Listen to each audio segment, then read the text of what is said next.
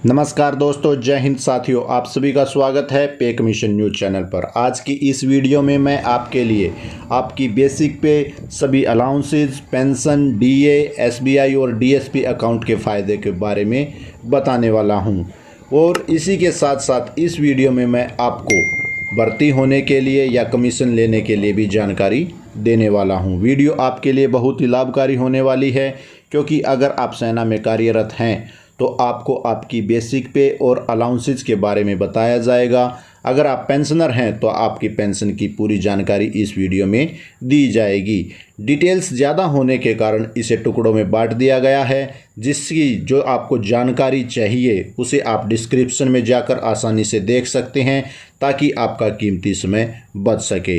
Video को मैं सबसे पहले जानकारी देना चाहूँगा रिक्रूटमेंट प्रोसीजर, जो इस प्रकार है। सोल्जर जीडी के लिए क्लास 10 पास होना ज़रूरी है। उसी के साथ साथ 33 मिनिमम मार्क्स होना ज़रूरी है।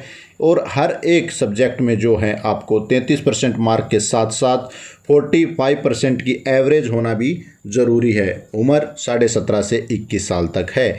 इसी के साथ साथ सोल्जर टेक्निकल के लिए 12th पास होना ज़रूरी है, जो कि फिजिक्स, केमिस्ट्री, मैथ और इंग्लिश सब्जेक्ट के साथ साथ पास होना अनिवार्य है। अब मिनिमम 40% मार्क्स हर सब्जेक्ट में ज़रूरी हैं और टोटल 50% मार्क्स की एवरेज भी होना अनिवार्य है। उम्र 17.5 से 23 साल तक है।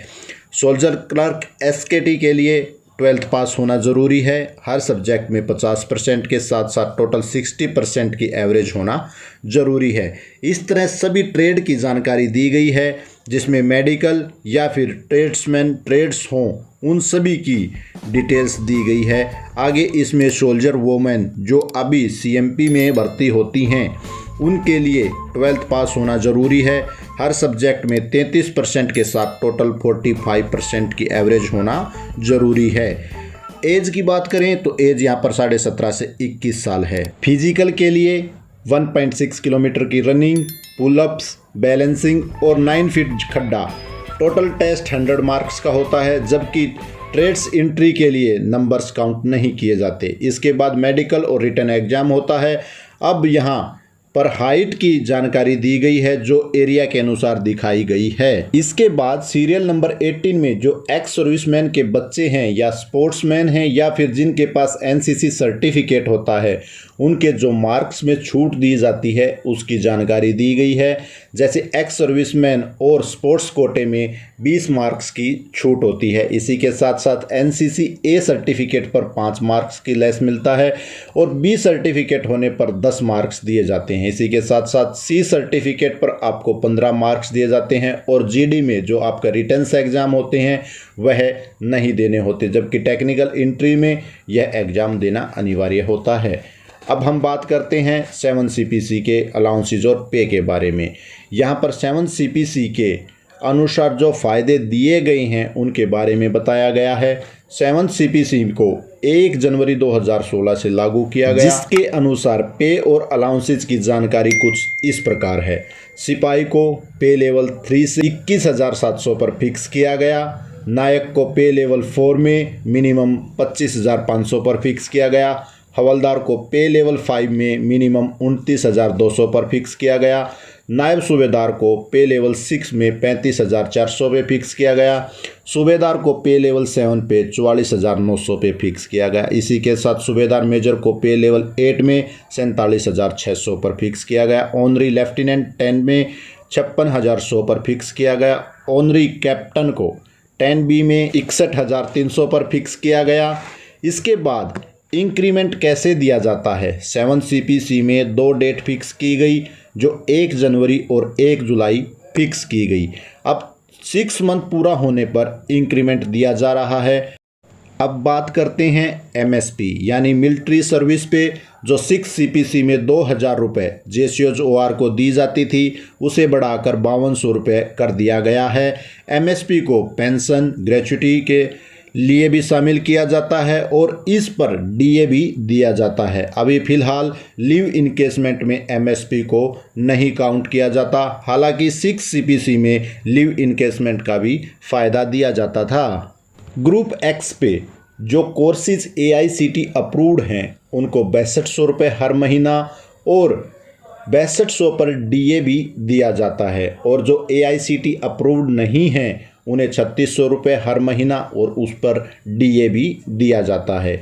डियरनेस अलाउंस, डीए को हमेशा से ही all India average consumer price index पर ही दिया जाता है, जो कि हर महीने की अंतिम दिनांक को जो आंकड़े निकाले जाते हैं उसी के आधार पर हर 6 महीने में डीए को बढ़ाया जाता है। जो दिनांक हैं 1 जनवरी और 1 जुलाई। डीए को बेसिक पे, MSP, ग्रुप एक्स पे के साथ साथ TPTL पर भी कैलकुलेट किया जाता है। अब हम बात करने वाले हैं जो सेना में अलाउंसेस दिए जाते हैं उनके बारे में, जो इस प्रकार है। सबसे पहले सियाचिन अलाउंस, यह सेना का सबसे बड़ा अमाउंट वाला अलाउंस है, जो JCOJOR को 30,000 रुपये हर महीने और ऑफिसर को 42,500 रुपये महीना दिया जाता है। अब आगे बात करते हैं हाई एल्टीट्यूड अलाउंस की डिटेल्स के बारे में, जो इस प्रकार हैं। हाई एल्टीट्यूड कैटेगरी 3 यानी कि R1H1, रिस्क भी हाई और हार्डशिप भी ज़्यादा, जिसकी अमाउंट JCOJOR के लिए 17,300 रुपये और अफसर को 25,000 रुपये हर महीना है। यह अलाउंस 15,000 फीट से अधिक की हाइट पर दिया जाता है। हाई एल्टीट्यूड कैटेगरी 2 यानी R3H1, जो JCOJOR को 4100 रुपये महीना और अफसर को 5300 रुपये महीना दिया जाता है। यह अलाउंस 9,000 से 15,000 तक की हाइट पर दिया जाता है। अब आगे बात करते हैं हाई एल्टीट्यूड कैट 1 यानी R3H2, जो JCOJOR को 2700 रुपये महीना और अफसर को 3400 रुपये महीना दिया जाता है। यह अलाउंस 9,000 की हाइट तक दिया जाता है। इसके बाद हम बात करते हैं CI अलाउंस की जानकारी, जो कुछ इस प्रकार है। CI ऑप्स इन फील्ड एरिया अलाउंस, यह अलाउंस JCOJOR को 9700 रुपये और अफसर को 16,900 रुपये महीना दिया जाता है। इसे R1H2 के नाम से भी जानते हैं। CI ऑप्स इन मॉडिफाई एरिया, यह अलाउंस JCOJOR को 7,469 रुपये महीना और अफसर को 13,013 रुपये दिया जाता है, यानी कि CI ऑप्स इन फील्ड अलाउंसेज का 77% दिया जाता है। CI ops in peace area, यह अलाउंस JCOJOR को 6,000 रुपये और अफसर को 10,500 रुपये महीना दिया जाता है। अब बात करने वाले हैं HAFA, highly active field area allowance, जो JCOJOR को 9700 रुपये महीना और अफसर को 16,900 रुपये महीना दिया जाता है। उसके बाद फील्ड एरिया अलाउंसेज फा, JCOJOR को 6,000 रुपये, अफसर को 10,500 रुपये महीना दिया जाता है। इसके बाद MFAA यानी कि मॉडिफाई फील्ड एरिया अलाउंस, जो कि JCOJOR को 3600 रुपये और अफसर को 6300 रुपये महीना दिया जाता है। अब हम बात करने वाले हैं टफ लोकेशन अलाउंस के बारे में, जो इस प्रकार है। TLA1 यानी टफ लोकेशन अलाउंस कैटेगरी 1, यह अलाउंस JCOJOR को 4100 रुपये महीना और अफसर को 5300 रुपये महीना दिया जाता है। यह allowance risk and hardship matrix में R3H1 के नाम से भी जाना जाता है। TLA कैटेगरी 2 यानी टफ लोकेशन अलाउंस कैटेगरी 2, यह अलाउंस JCOJOR को 2700 रुपये महीना और अफसर को 3400 रुपये महीना दिया जाता है। इसके बाद TLA कैट 3, JCOJOR को 1000 रुपये और अफसर को 1200 रुपये महीना दिया जाता है। इसके बाद हम बात करने वाले हैं para allowance. Para allowance JCOJOR को 6,000 रुपये महीना और अफसर को 10,500 रुपये महीना दिया जाता है। इसी के साथ साथ para reserve allowance, para reserve allowance JCOJOR को 1500 रुपये और अफसर को 2625 रुपये महीना दिया जाता है। इसके बाद पैरा जंप इंस्ट्रक्टर अलाउंस, यह अलाउंस JCOJOR को 6,000 रुपये महीना और अफसर को 10,500 रुपये महीना दिया जाता है। इसके बाद SFA स्पेशल फोर्सेज अलाउंस, यह अलाउंस JCOJOR को 17,300 रुपये महीना और ऑफिसर को 25,000 रुपये महीना दिया जाता है। अब हम बात करने वाले हैं HRA यानी हाउस रेंट अलाउंस। 7 CPC में CILQ, SNLQ सभी को बंद कर दिया और HRA को शुरू किया, जो कि बेसिक पे पर परसेंटेज के अनुसार दिया जाता है। XCT में यह अलाउंस 24%, YCT में 16% और ZCT में 8% दिया जाता है। जब यह DA जो DA बेस्ड अलाउंस है, जब DA 26% होगा तब यह HRA बढ़ जाएगा और बढ़कर XCT में 27%, YCT में 18% और ZCT में 9% हो जाएगा। और जब DA 51% होगा तब HRA होगा ZCT में आपका 10%, YCT में 20% और XCT में 30% हो जाएगा। अब हम बात करने वाले हैं ट्रेनिंग अलाउंस। यह अलाउंस जो ट्रेनिंग इंस्टीट्यूट या फैकल्टीज़ हैं वहाँ पर जो इंस्ट्रक्टर की ड्यूटी करता है उसे दिया जाता है, क्योंकि इंस्ट्रक्टर अलाउंस 7 CPC में बंद कर दिया गया और उसकी जगह पर ट्रेनिंग अलाउंस को शुरू किया गया। ट्रेनिंग अलाउंस कैट ए इंस्टीट्यूट में 24% और कैट बी इंस्टीट्यूट या रेजिमेंटल सेंटर में 12% बेसिक पे का दिया जाता है।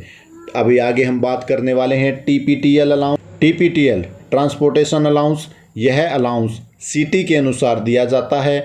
इसमें 2 कैटेगरीज होती हैं जो हैं हायर और अदर सिटीज़। हायर सिटीज़ में जो JCOR को 3600 रुपये और अदर सिटीज़ में 1800 रुपये महीना दिया जाता है। इसी के साथ साथ इस अमाउंट पर DA भी दिया जाता है। अभी हम बात करने वाले हैं चिल्ड्रन एजुकेशन अलाउंस और हॉस्टल सब्सिडी। ये दोनों जो बड़े 2 बच्चे होते हैं उन्हें दिया जाता है, जो नर्सरी से क्लास 12 तक का दिया जाता है। CA साल में 27,000 रुपये और हॉस्टल सब्सिडी 81,000 रुपये दिया जाता है, जबकि डिफरेंटली एबल्ड चिल्ड्रन को CA 54,000 रुपये और हॉस्टल सब्सिडी 1,62,000 रुपये दिया जाता है। 7 CPC के आदेशानुसार अब CA और हॉस्टल सब्सिडी दोनों एक साथ क्लेम किए जा सकते हैं। इस पर एक डिटेल्स वीडियो है जो आप देखकर इसके बारे में ज़्यादा जानकारी प्राप्त कर सकते हैं। इसके बाद रम अलाउंस, यह अलाउंस केवल JCOR को दिया जाता है और हाल फिलहाल इसका पार्ट 2 ऑर्डर किया जा रहा है, जिससे यह हर महीने पेइंग अथॉरिटी यानी PAOR द्वारा दिया जा रहा है, जिसकी अमाउंट पीस में 68 रुपये, फील्ड में 3000 फीट से जो नीचे हैं वहाँ 158 रुपये और जो फील्ड एरियाज़ 3000 से 4000 तक है वहाँ 225 रुपये और फील्ड एरिया जो 5000 से 8999 की हाइट पर है वहाँ 248 रुपये। इसी के साथ साथ जो एरिया 9000 से ऊपर है वहाँ 360 रुपये महीना दिया जा रहा है। अब हम बात करते हैं MACP यानी modified assured career progression scheme. 5th CPC में यह ACP के रूप में जानी जाती थी, जो 10 साल पूरा होने पर दी जाती थी। इसके बाद 6th CPC में ACP को बदलकर MACP बनाया गया और 10 साल के स्थान पर 8 साल में दिया जाने लगा। इसका मतलब हुआ अगर डेट ऑफ इनरोलमेंट या लास्ट प्रमोशन से 8 साल तक आपको प्रमोशन नहीं मिलता है तो आपको MACP मिलेगी और एक इंक्रीमेंट के साथ नेक्स्ट रैंक के जो लेवल्स होंगे वहां पर फिक्स कर दिया जाएगा। जैसे सिपाही को नायक, नायक को हवलदार और हवलदार को नायब सूबेदार के लेवल में फिक्स कर दिया जाएगा। इसमें आपको सिर्फ पे में फ़ायदा दिया जाएगा, वह रैंक आपको जो ग्राउंड में लगाने के लिए नहीं मिलेगा, परंतु उस रैंक का फ़ायदा दिया जाएगा। टोटल 3 MACP दी जाती हैं जो 8, 16 और 24 साल पर दी जाती हैं। इसके बाद हम बात करते हैं गुड सर्विस पे। इसमें शॉर्ट में आप GS पे भी कह सकते हैं, जो आर्मी में NCO रैंक यानी नायक और हवलदार को ही दी जाती है। नायब सूबेदार बनने पर GS पे को काट लिया जाता है। GS पे की अमाउंट इस प्रकार है। फर्स्ट गुड सर्विस पे पर आपको 144 रुपये, सेकेंड पर 288 रुपये और थर्ड GS पे आपको 432 रुपये महीना दी जाती है। अगर किसी NCO को पुनिशमेंट नहीं मिलती है तो हर 3 साल में यह अपग्रेड होती रहती है और 430 रुपये महीने तक पहुंच जाती है। अभी हम बात करने वाले हैं CPMA। CPMA को 7 CPC में बदलकर PMHA कर दिया गया, जो कि personal maintenance and hygiene allowance हो गया है। इसमें हेयर कट और सोप अलाउंसेस को शामिल किया गया है, जो 45 + 45 90 रुपये महीना POR द्वारा आपकी पेमेंट के साथ दिया जाता है। इसकी ज़्यादा जानकारी आप अपनी पे स्लिप में भी देख सकते हैं। इसके बाद हम बात करने वाले हैं क्लासिफिकेशन अलाउंस यानी कि क्लास पे। अभी सेना में 2 ग्रुप हैं जो कि X और Y ग्रुप हैं। X ग्रुप में क्लास 4 से 3rd पर कुछ नहीं दिया जाता है और क्लास 3 से 2 करने पर 270 रुपये और क्लास 2 से 1 करने पर फिर से 270 रुपये यानी 540 रुपये दिए जाते हैं। जबकि वाई ग्रुप के जवान को क्लास 3 पर 225 रुपये, क्लास 2 पर 450 रुपये और क्लास 1 पर 675 रुपये महीने दिया जाता है। अब क्लास पे को पेंशन कैलकुलेशन में भी काउंट किया जाता है और इस पर डीए भी दिया जाता है। आगे हम बात करने वाले हैं ड्रेस अलाउंस। 7 CPC में यह अलाउंस न्यू रेज किया गया और कुछ ड्रेस जो इश्यूज होती थी उसे बंद कर दिया गया। उसके स्थान पर यहाँ 1 जुलाई हर साल जेसीओ जवार को 10,000 रुपये और अफसर को 20,000 रुपये महीने देना शुरू किया गया है। इसके बाद हम बात करते हैं एक्स्ट्रा वर्क अलाउंस, जो लेसनायक को या BHM, CHM, BQ, MH को अपॉइंटमेंट पे हर महीने दी जाती थी। 7 CPC ने इसे बंद कर दिया और अपॉइंटमेंट पे के स्थान पर एक्स्ट्रा वर्क अलाउंस देना शुरू किया। यह बेसिक पे का 2% महीना देने के आदेश जारी किए। इसी के साथ साथ अपने आदेश में 1 साल तक दिया जाए कंडीशन लगाई गई। अब मिनिस्ट्री ऑफ फाइनेंस ने 1 ईयर की कंडीशन को हटा दिया है, जबकि डिफेंस फोर्सेस के लिए ऐसे कोई आदेश अभी तक जारी नहीं किए हैं और मिनिस्ट्री ऑफ डिफेंस इसके ऊपर जल्द ही अपने आदेश जारी करने की संभावना है। अब हम बात करने वाले हैं लैंग्वेज अलाउंस। यह सभी जेसीओ जवार और अफसर को लैंग्वेज कैटेगरी के अनुसार दिया जाता है। सरल भाषा में कैटेगरी 1 लैंग्वेज हैं जैसे चाइनीज़, जापानीज़ और कैट 2 में अरबिक, थाईली और तुर्कीज़ और कैट 3 में फ्रांसीस, जर्मन, इटालियंस। अब कैट 1 लैंग्वेज के लिए 2,025 रुपये, कैट 2 के लिए 1,689 रुपये, कैट 3 के लिए 1,350 रुपये महीने दिया जाता है। अब हम बात करने वाले हैं ट्रांसफ़र ग्रांट। इसे CTG भी कहा जाता है। जब जेसीओ जवार एक स्थान से दूसरे स्थान पर ट्रांसफ़र होता है और वह ओल्ड ड्यूटी से न्यू ड्यूटी स्टेशन पर जाता है, तब उसे ट्रांसफ़र ग्रांट दी जाती है, जो बेसिक पे का 80% दिया जाता है। इसके लिए न्यू ड्यूटी स्टेशन में डिस्टेंस 20 किलोमीटर से ज़्यादा होना अनिवार्य है, जबकि ट्रांसफ़र अगर आइसलैंड, अंडमान निकोबार या लक्षद्वीप पर होता है तो CTG आपकी बेसिक पे का 100% दिया जाता है। अब हम बात करने वाले हैं माइलेज अलाउंस। माइलेज अलाउंस जब जेसीओ जवार जर्नी बाई रोड करता है, वह जर्नी आप ऑटो रिक्शा या आपकी स्कूटर से कर सकता है, तब उसे 12 रुपये किलोमीटर, और अगर अपनी कार या टैक्सी से करता है तो उसे 24 रुपये किलोमीटर दिया जाता है। अब यहाँ आगे लेवल्स के अनुसार जेसीओ जवार जर्नी किस प्रकार कर सकते हैं उसके बारे में बताया गया है। जैसे 5 अल्फ़ा नायब सूबेदार से लेवल 13 यानी कर्नल तक बस जो कि AC भी हो सकती है, उसका पूरा खर्चा दिया जाएगा। टैक्सी में जाता है तो टैक्सी का खर्च दिया जाएगा, या फिर ऑटो रिक्शा में अपनी कार या स्कूटर मोटरसाइकिल से जर्नी करते हैं तो माइलेज अलाउंस के रेट अनुसार उसे खर्च दिया जाएगा। लेवल 4 to 5 यानी नायक और हवलदार को पब्लिक बस जो कि AC ना हो उसका खर्च, फिर ऑटो रिक्शा या अपनी कार, स्कूटर या मोटरसाइकिल का खर्च दिया जाएगा। जो टोटल अमाउंट जो फिक्स की जाती है उससे ज़्यादा यह नहीं होगा। अब लेवल 3 यानी सिपाही को यहाँ पर ऑर्डिनरी बस जो सरकारी बस होती है वही लागू है और उसी का खर्च दिया जाएगा, या फिर ऑटो रिक्शा या अपनी मोटरसाइकिल का इस्तेमाल कर सकता है, वही खर्च उसे दिया जाएगा। सिपाही को कार का किसी प्रकार का खर्च नहीं दिया जाएगा। अब हम बात करने वाले हैं लगेज अलाउंस।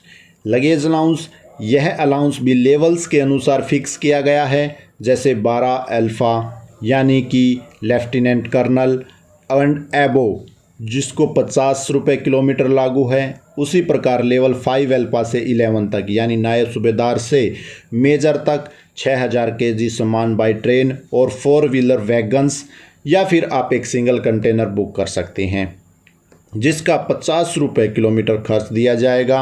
अब लेवल 5 हवलदार को 3,000 kg सामान भेजना लागू है जिसके लिए 25 रुपये किलोमीटर खर्च दिया जाएगा। अब लेवल 4 या बिलो नायक और सिपाही को 1,500 kg सामान भेजना लागू है जिसके लिए 15 रुपये किलोमीटर का खर्च दिया जाएगा। इसी के साथ साथ 5 अल्फ़ा एंड एबो नायब सूबेदार और ऊपर सभी एक कार या मोटरसाइकिल अलग से भेज सकते हैं, जबकि लेवल 5 एंड बिलो हवलदार से सिपाही सिर्फ मोटरसाइकिल या स्कूटर ही भेज सकते हैं। अब हम बात करने वाले हैं डेली अलाउंसेस ऑन टूर। जब जेसीओ जो टूर पर जाते हैं तब उन्हें डीए कुछ इस प्रकार दिया जाएगा। लेवल 5 अल्फ़ा टू हवलदार यानी नायब सूबेदार टू सूबेदार मेजर को होटल या गेस्ट रूम में रहने के लिए 750 रुपये पर डे। इसी के साथ साथ नॉन एसी टैक्सी का किराया 225 रुपये पर डे दिया जाएगा। जो ट्रैवल किया जाएगा वह सेम सिटी में होना चाहिए। इसी के साथ साथ खाने के लिए 800 रुपये पर डे दिया जाएगा। अब लेवल 5 या बिलो हवलदार से सिपाही तक को होटल या गेस्ट रूम के लिए 450 रुपये पर डे और सेम सिटी में ट्रैवल करने के लिए 113 रुपये पर डे। इसी के साथ साथ खाने के लिए 500 रुपये पर डे दिया जाएगा।